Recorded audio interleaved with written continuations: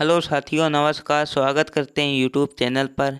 जैसे कि कुमार गौरव द्वारा शुरू की गई जीके जीएस की ब्रह्मास्त्र बैच, जिसकी तीसरी क्लास का हैंड राइटिंग रिवीजन करवाने जा रहा हूं। अगर चैनल पर नए हो, चैनल को सब्सक्राइब कर लेना।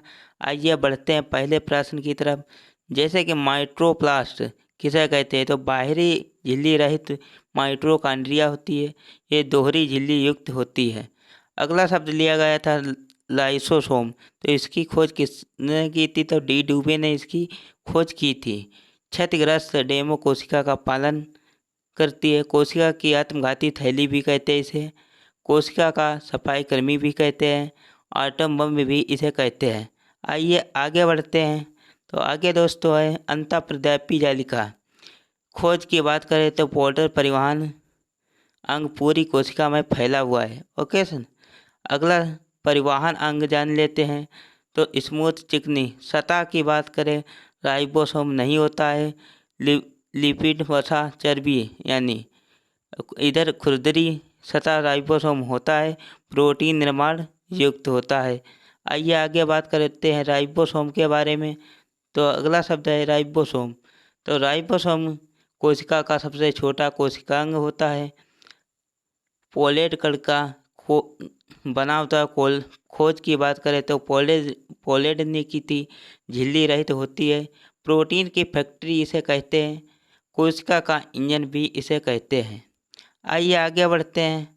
तो अगला शब्द लिया गया था गोल्जी का है। तो इसकी खोज की बात करें तो कैमिलो गोल्जी ने इसकी खोज की थी। पादप डिक्टियोसोम होता है। प्रमुख श्वसन अंग सेल में से महत्वपूर्ण पदार्थ को बाहर निकालने का काम करता है। गोल्जी का है। अगला शब्द लिया गया था तारकॉय। तो तारकॉय की खोज किसने की थी, तो बोरी ने इसकी खोज की थी। उपस्थिति केवल जंतु कोशिका पादप कोशिका में नहीं होती है। केवल जंतु कोशिका में होती है और पादप कोशिका में नहीं होती है। तारकॉय कार्य की बात करें, कोशिका विभाजन का कार्य करती है। आकृति की अगर बात करें तो बेलनाकार इसकी आकृति होती है। आइए आगे बात करते हैं लवक के बारे में। तो केवल पादप कोशिका में होता है। ओके साथियों, ये तीन प्रकार के होते हैं, अपरणीय लवक, पर्णीय लवक और हरित लवक। आगे बात करें अपरणीय लवक, तो खाद्य संचय यानी सफ़ेद अनाज लूकोसाइट इसे बोलते हैं। लूको जहाँ जहाँ होता है तहाँ तहाँ सफ़ेद, तो सफ़ेद अनाज अनाज गेहूँ पादप में खाद्य संचय होता है। स्टार्च मांड इसे कहते हैं। जंतु खाद्य संचय ग्लाइकोजन होता है। अब बात कर लेते हैं पर्णीय लवक की। तो क्रोमोप्लास्ट इसे कहते हैं। टमाटर का लाल रंग होना लाइकोपिन के कारण होता है। गाजर का नारंगी होना बीटा कैरोटीन का कारण होता है। पीलिया का पीला होना बिलिरुबिन के कारण होता है। मूत्र का पीला यूरोक्रोम वर्णक के द्वारा होता है। हरित लवक की बात करें तो पर्ण हरित होता है। ओके, आगे बात कर लेते हैं हरित लवक के बारे में। तो हरित लवक पर्ण हरित एमजी धातु होती है, मैग्नीशियम। ओके साथियों, पादपों में रसोई घर भोजन निर्माण में होता है। प्रकाश संश्लेषण द्वारा इसे होता है। नोट में लिख लीजिए, पौधों में भोजन निर्माण की प्रक्रिया प्रकाश संश्लेषण द्वारा हरित लवक क्लोरोप्लास्ट में संपन्न होती है। आइए आगे बात करते हैं मनुष्य केंद्रक मनुष्य कोशिका केंद्रक और गुणसूत्र डीएनए जिसे और इसके बाद में जीन हिस्टोन प्रोटीन होती है। आइए आगे बात करते हैं सूर्य प्रकाश। जैसे कि दोस्तों देख सकते हो यहाँ से पानी H2 लिया गया, यहाँ से CO2 कार्बन डाइऑक्साइड मिलती है और हरित लवक पर्ण हरित यहाँ से बनता है। उसके बाद में प्रकाश संश्लेषण की क्रिया होती है। भोजन C6H2 H12O6 ऑक्सीजन। ओके साथियों, प्रकाश संश्लेषण की क्रिया आगे होती है।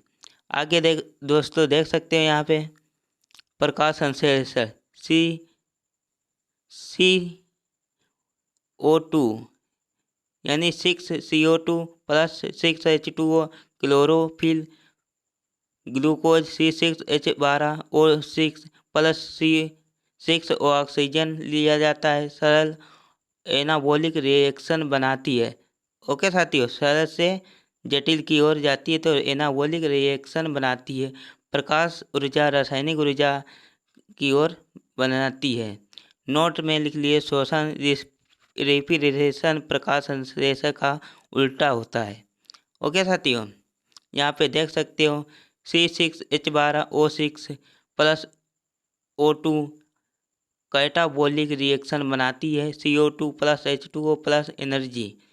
नोट में लिख लीजिए कौन से रंग के प्रकाश में प्रकाश संश्लेषण होता है। मैक्सिमम लाल रंग में होता है प्रकाश संश्लेषण। मिनिमम की बात करें तो हरे रंग के प्रकाश में होता है।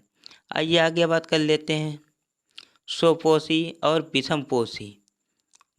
जो अपना पौधा भोजन स्वयं बनाते हैं उन्हें स्वपोषी कहते हैं, जैसे कि पौधे प्लांट पीएस के द्वारा बनती है। विषमपोषी जो दूसरों पर निर्भर होते हैं उन्हें विषमपोषी कहते हैं। एग्जाम्पल के तौर पर मनुष्य। आगे बात करते हैं केंद्रक। तो केंद्रक के बारे में बात कर देते हैं। खोज की बात करें तो 1831 में रॉबर्ट ब्राउन ने इसकी खोज की थी। केंद्रक का अध्ययन कैरियोलॉजी कहलाता है। यहाँ से दोस्तों ये केंद्रक निकाला गया है।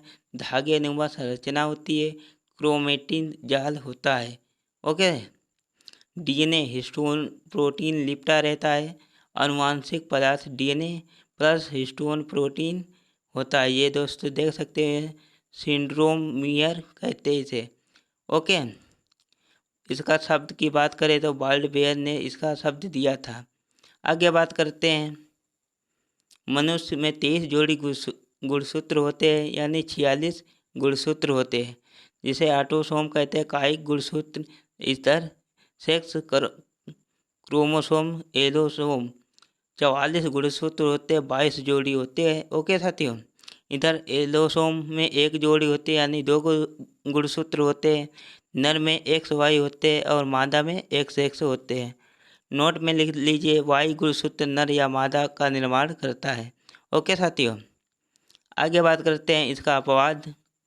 तो अपवाद की बात करें तो अंडाणु शुक्राणु में केवल 23 गुणसूत्र होते हैं। अंडाणु में 23 प्लस शुक्राणु में 23 निषेचन की क्रिया होती है। भ्रूण बनता 46, इन दोनों को मिलाकर के 46 बनते हैं। मेल फीमेल का निर्माण होता है। न्यूक्लिक अम्ल। ओके साथ, इसमें बात करते हैं डीएनए और आरएनए। डीऑक्सीराइबोन्यूक्लिक अम्ल है। अधिकांश जीवों में आनुवंशिक पदार्थ होता है। आरएनए के बात करें तो राइबोन्यूक्लिक रिएक्शन रीबो वायरस में एड्स वायरस HIV आनुवंशिक पदार्थ आरएनए होता है। ओके साथियों, आज का रिवीजन यहीं तक। फिर मिलते हैं एक नए वीडियो में। तब तक के लिए जय हिंद। अगर चैनल पर नए हो चैनल को सब्सक्राइब कर लेना। ओके साथियों।